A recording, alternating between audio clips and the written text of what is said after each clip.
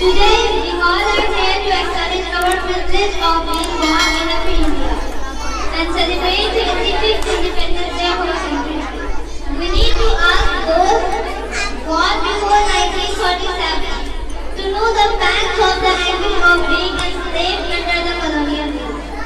For every Indian in those days, it was indeed a Herculean task to fight against those powerful giants, the British.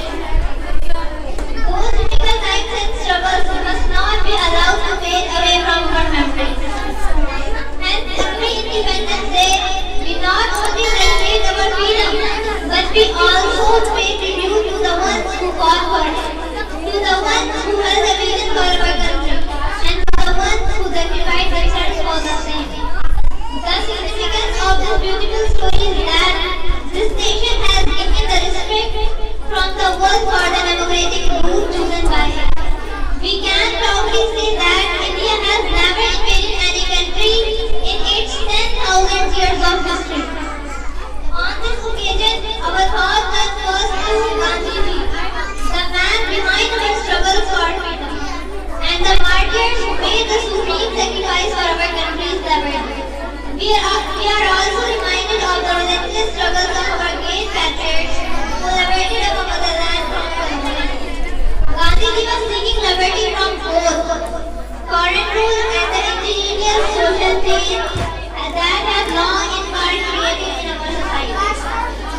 Every other Indian was guided on a path of self-belief and moved for a better future. The basic the right to live freely as proud citizens of our country. There is a big celebration each year in New Delhi and Rajasthan, where the national anthem is sung after the Prime Minister hoists the flag. Also, salute is given to the national flag and firing statues guns with the national anthem. And stars are also showered violence.